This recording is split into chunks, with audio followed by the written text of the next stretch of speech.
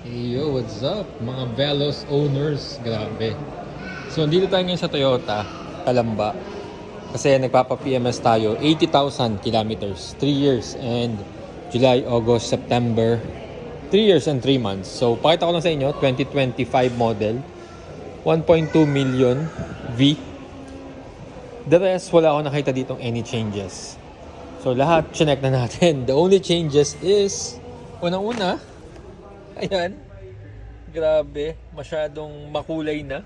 2.1 ampere USB.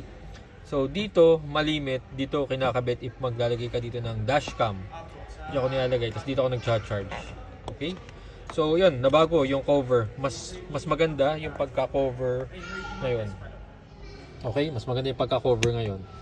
Tapos of course, biggest highlight is ito, itong charger na to, wireless charger. So, ayan oh. So, mas malalim na siya, unlike sa dati. Tsaka, mas gumagana na to, according sa mga owner. Kasi, syempre, yung 2022, 3, sa 4 ata nagpalit na rin. I don't know, comment down if you know. And, wala na rin ako makita dito. Uy, itong changes.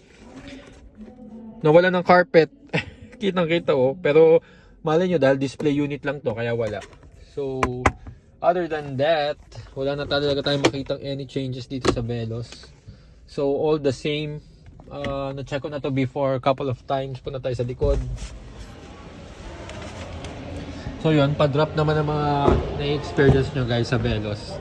Sa mga 3 years mahigit na. Ano ba na-experience nyo guys? So, dito halos lahat nagawa na natin ng vlog. Panlinisin to. And, ano pa ba yung mga changes na ginawa natin? Inad, dashcam, front and rear. 70 may tayo ang ginamit natin. Tapos dito, wala naman ako nakikitang changes talaga. Ito, parehas pa rin type. Yung normal USB na universal. Hindi pa siya yung type C. Okay sana kung ginawa niya ng type C yan, di ba? Kasi most of our charger are type C. So, ayan. Ganyan lang din. Wala na akong makitang pagbabago. Ano pa ba?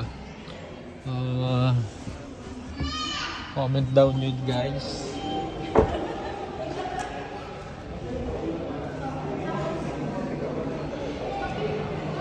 Yung goma, yun pa rin. Bridge to Ransa. So by the way, papalitan tayo ng goma. Abangan nyo guys. Dunlop or Michelin. Pero same specs. So sa mga nagpalit, ano yung ma-recommend nyo guys? So ayan, wala na talaga tayong makitang changes. So yun lang. So usually kasi after 3 years, wala naman changes talaga.